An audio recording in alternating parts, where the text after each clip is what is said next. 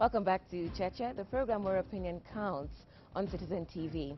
Our guest today is the chair of the Commission on Revenue Allocation, Micah Cheserem. And we've been talking about devolution 1 year on. You've talked about the challenges and the successes. But you also have a conference coming up on devolution next month. What's that about? Actually, this conference is a conference being called by the Council of Governors. Right. They want to do what you have said, what has been the successes for the last 12 months, what has been the challenges. So it's really they organizing a conference for all stakeholders to come to Mombasa. How does that fit in with, enough of conferences. Yeah. Don't you feel that we are sitting allowances, conferences, retreats, and we're talking about wastage and corruption and not enough money going to the counties. Is that necessary? Yeah, I'll be very careful here. Because you're a guest. He's already upset the National Assembly, so he doesn't want to upset the governors. I don't want to upset the governors, but I think there is no harm, Woodwork, to assess where we have come from and where we are going. What you need to do is, it's got to be a very... Actually, I rang the lady in charge. I was not against the conference myself, but I was unhappy with the opening session. Because I think there are eight speakers before the president. 8. This one talks, this one talks, this one talks, this one talks. By the time you reach the president, Clap says, sir, please wake up. We have reached you. So it's true we must cut down on conferences. There's no doubt. But I think this conference is not a bad one, as long as it is really to assess what has happened the first 1 year. But the MCs are also going to Mombasa. MCs also. This Saturday, they are in Mombasa. Then Friday. And then they are going to Kwale. And then they have this... Okay, anyway, the thing is, why are we trying to do this outside the formal structures established by law, the Constitution? The Constitution provides for a summit of the governors and the executive of the country, the president. It has not happened 1 year down the line. Yes, the summit is provided by something called the Governmental Relations Act. Yes. The summit is very important. I regret equally that it has not been held. They have not been having, I think they had one meeting only. They're supposed to have a technical committee to guide them. Is it there? They advertised recently, I think, the Minister of Devolution. But the summit is very important. And we will be persuading those who give the presidents a diary. There should be a regular meeting between the president and the governors, especially in the first few years. What do you mean by regular? Quarterly, like quarterly, monthly? Because there are issues like now, this duplication of roles in the provincial administration and the structures of county government. Exactly. In the issue of sharing revenue, in the issue of security, we want the president to dialogue more with the governors. It's not happening. It's not. It's something very unfortunate. Who do you attribute in fact, what is happening now is, if anybody has to speak somewhere, if it's not politics, is the county county commissioner? County commissioner is... They are the ones who are there. And then up to the village level, to the chief, there are those people from provincial administration. Then there are those people now representing the governor. Yes. Absolute duplication, waste of money. You see, this is exactly what I'm saying, that if the summit was to meet, then the president would direct that I want a task force to look at the modalities to share these structures. The system of governments was best when the president gives a direction. I've seen it. But at the moment we got this meeting, everybody says the wage bill is very, very large. At the same time we were sitting, the counties are busy recruiting. You've seen the newspapers. They are employing this administrator and this administrator. The people in the provincial administration are very trained administrators. I sincerely believe now they are not as utilized as they used to be utilized. There should be a way of just using the same structure. The DO, the DC, the chief, we should be able to cut down on employing more people. But it can only take the summit. Okay. The summit has to meet, David, and more often. You seem unconvinced. Well, because of this I'm convincing him. I don't have to convince this man. Yeah, because of the whole idea of separating the two governments, the national and the county governments. The synergies can be created. Yes. But there can be no merger of provincial administration, people working within the county government the way Mr. Cheserem is proposing, because the structures of hierarchies of reporting channels are totally different. David, it says in the Constitution. And I think that the continuing employment yeah. by the county administrations is legitimate because those positions actually exist. That's true. But the Constitution, this Constitution says very clearly that within 5 years, the provincial administration shall be restructured to accord and to respect the system of devolved government. Yes. That has not been done. In fact, they're entrenching themselves. Right, because I think that was one of your issues every time we've discussed devolution, that who is the administrator loyal to, especially if they've come out of the old system. Yeah, there we go. They are parallel. There are people in the village who represent the governor, and there are people in the village who represent the county commissioner. Is that good? That, of course not. So, David, that's why we're saying we need the president and the summit to say, let us have a task force, give them 6 months, to come up with what's the best way to get synergies. I'm sure you are convinced that a task force yes. to look at it. Yes, yes. I'm not saying go and do it like that, but Yeah. you need a task force to say, listen, is there a way we can share structures? So people, in fact, have offended the Constitution already. No, By not meeting as required the annual summit of the governor, the national government. They're supposed to meet twice a year. Yes. Minimum twice a year. Which has not happened on the record. They met once. They have not They met only again. met once. They haven't met twice. Yes. That meeting was an informal meeting. The president invited governors for a chat. It was not the one envisaged in the Constitution. Yes. And Which that's has why structures and participants who are listed there. That's why I'm saying it's important that these summits are held more regularly. But there was a question David asked you. Who do you blame for this failure to meet? I think the word blame is a wrong thing. Hmm. Let me put it this way, that doesn't want to blame. I don't want to blame anybody But the meeting here, didn't take place. Somebody but must be blamed. those in charge of the president's diary. Manoa is peaceful? Yes. No, it's not. The controller of the State controller House. of State House. Yeah. I don't know who's in charge of the president's diary, but the whole government, national government system, and also the governors. The governors must request for a summit. So it's both sides, and us as a commission to say, hey, you people should meet. Let me go back to the money. Yeah. In our structure to divide money across the counties, there is a portion, I think a percentage, that is supposed to be given to people, the counties that do very well in the management of their money. Yes. How is that coming out? Yes, what we said was 2%. 2% is Yes. allocated on fiscal responsibility. But for the first 3 years, of course, we have to wait until this formula. Next year is when we begin assessing. Then, because we get people like auditors, Auditor General, Controller of Budget, and all of us says which group got an A, which group got a B, who got a C, and who got a D. So for the first 1 year, you are not... It was shared equally. When will you start doing that rewarding? From 2015, 2016.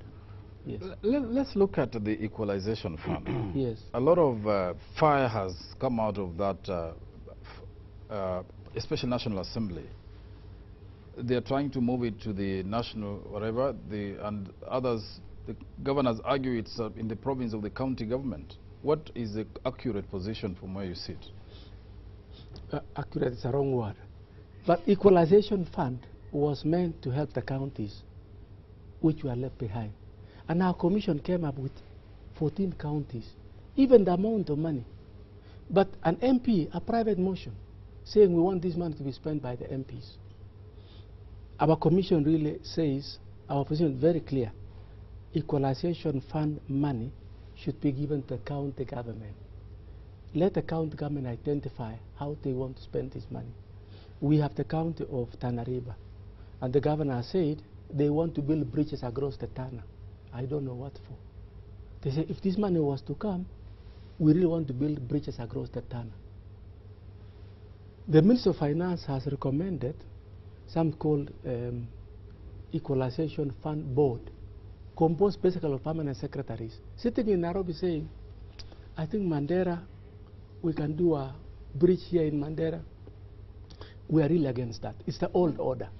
We want the money to go to the counties. There's a question here which Yeah. speaks to that. Does Yeah. the CRA have a monitoring and evaluation role to evaluate county performance and use that in annual budgetary allocations?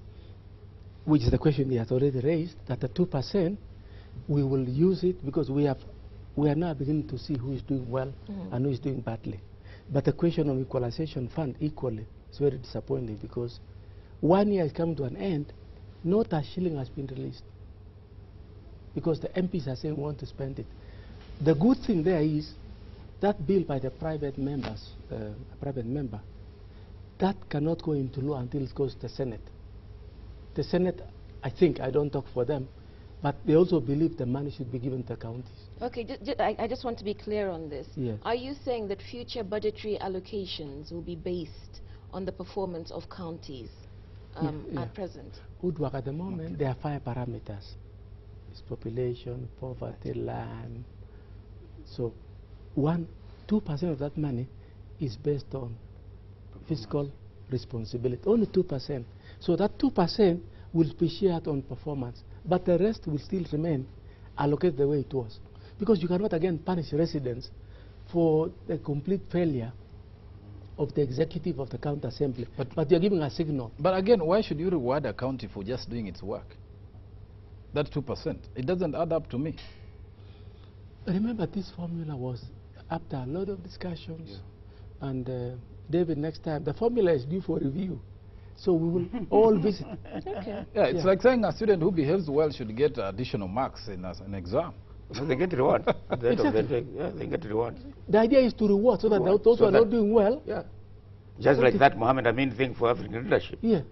That if you're a country that is doing very well, Mohammed is called the Sudanese. Yeah, $5 million. $5 million. You should create a trophy Mo for Ibrahim, giving I the think. best. Mo Ibrahim. Not Mohammed. Yeah, Yeah. Mo Ibrahim. Mr. Cheserem, my view is you should create a that's trophy right. and annually reward the best performing counties and not necessarily give allocations of the budgets. I respect your point. Based on how they But the handle. other question that we've been dealing with is the overrepresentation. It was on the news last night, Yes. but it's also something that you have been crying about, that Yes. we are overrepresented, going again to the American example. But one of our viewers here thinks Kenya is not the US. It's unfortunate that the Constitution of Kenya in many ways is a copy of the American Constitution. We made a mistake. Our Constitution ought to have reflected our African aspirations, needs and leadership structures as compared to this duplication of duties. We don't have development structures in the counties to have the sort of representation we have, MCAs, MPs rather, women reps and senators. Trust the governors. That came from Reverend Situma. So bloating the numbers, but also the duplication that you've talked about. Is it too late to address that? It is not too late. It's not too late. In fact, the referent is right. We as a country must be very honest with ourselves. The structures are too top-heavy. That there is no doubt. Remember also there was these nominations that if we don't elect women, we must nominate them. And we have nominated in the county assembly, I think over 700, because we didn't elect them. So, going forward, we will require to revisit and ask ourselves, do we need 360 members of National Assembly? Do we need these over 2,000 MCAs? We have to face reality. Do we need parallel structures? The US has got 50 senators. We've got almost 50. The US has got 340 MPs. We have got 340. Our economy is a half of California, not half, a quarter. So something is wrong. But we cannot overnight begin to mutilate like that. We have to do it systematically. I agree with the referent. We are top heavy and we have to do something in the next elections. Okay. Or before the next election. This is a comment which goes back to where we started from, and which is that you've been fairly quiet, keeping a low profile. Sir, we need more public dialogue led by you to release the MPs from the past glory of handling cash and the public demand for them to do so. When do you plan to kick off civic education on the same? Yes.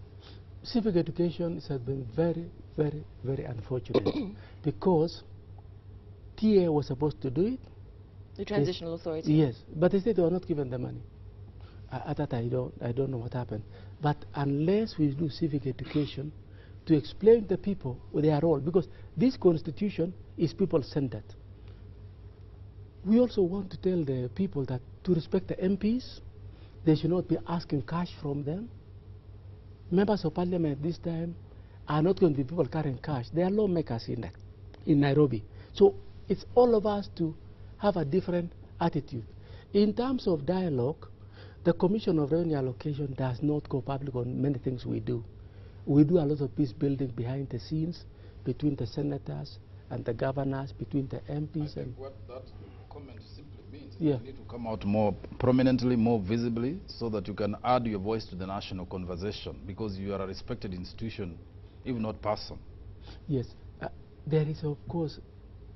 You had to issue statements, that's what you are thinking. Yeah, yes, it's when you issue a statement, at times Or it's call press miscalls. conferences. Even calling a press conference is Kenya is a very unusual situation. You call a press conference and say, we really wanted them to concentrate on lawmaking. Can you imagine that week? Cheserem will be a subject of abuse by every MP. Who is this man to lecture us? It's better for me to go and talk to them and say, Weshimiwas, with all due respect, let's do like this. But that's going to happen this week now after this show, isn't it? No, this time they are not going to attack me now. Why are you so sure of that? They are not going to attack me because what I have said here is what I have told them. Or to criticize them. There is a move to reduce the commissions. Yes. Yes. Yes. The constitutional commissions, Yes. either in numbers Yeah. or the membership, Yeah. as one way of cutting costs. Yes. What do you think about that? Yours doesn't feature among those. You're very safe. It's very misdirected decision. Completely. Commissions are there for a purpose. They are there to bring checks and balances. Secondly, I had one member saying they will have 3 members in one commission. What's the purpose of having 6 or 8? It is so that it's called Mind Alliance. You need 8 people. For an empire. No, to put our thoughts together. The more, if you've got 8 commissioners, you've got more messaging. My view is, maybe in future, commissioners should be people who are made it in life. They should not be getting any allowance except perhaps for petrol. Yeah. So that, you know. They are not salaried, they are part-time. They are not even part, they can be full-time. So you're going to take a pay cut then? I didn't talk about the pay cut. No, it's just that you've gone very far. You've gone beyond the pay cut to talk I've about gone not being salaried. in most countries, commissioners are people who are over 60, people who have succeeded in what they are doing.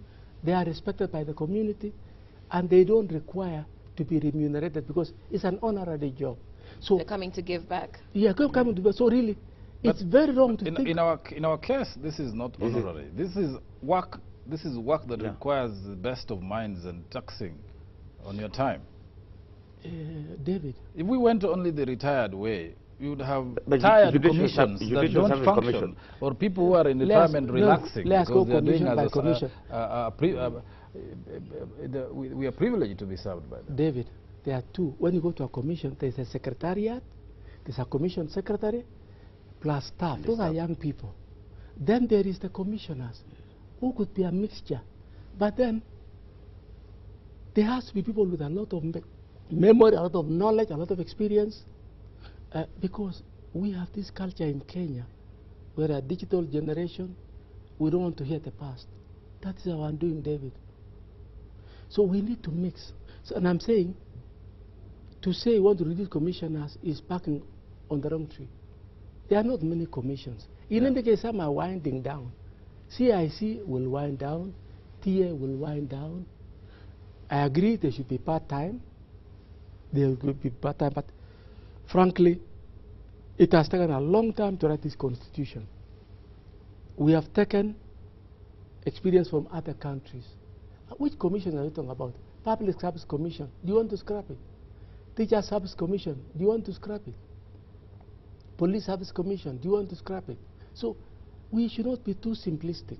That the house is burning, we see a rat, we chase it and say that's the cause, and the house is burning. The elephant in the room is national government to look at itself. Not even salaries. Simple wastage. The government is very wasteful. They don't need to cut people's salaries. They don't have a lot of money, these poor chaps. They don't need to cut. They need to increase. Okay. You have to restructure so that you've got leaner civil service and pay them well. If you go to Singapore, Yes. civil servants earn more than private sector, but they are few. So you need the president to say, look, bring in a consultant. I want a lean government. And by the way, donors, give me some once-off money. I want to retire the rest. And this is a new lean structure. What did we do? We created 18 ministries from 42. Did anybody go home? No. Did anybody go home? No. Is that restructuring? So we have to be honest with ourselves. We are told they are ghost workers. And we are told they'll be asked to leave by the end of the year. Why can't they leave this month? The ghost workers. Yeah. They should leave Because now. they're ghosts. Isn't it? But we have been told the payroll will be cleaned by December. Why not now? Exactly. So these are urgent. We talk too much and very little action. Totally agree with you on Okay. the solution there. Yeah, we have to pause now. This is Cheche live on Citizen TV with the Chair of the Commission on Revenue Allocation, Micah Cheserem. When we come back, we'll talk about the projected budget for the next financial year. We'll see you after the break.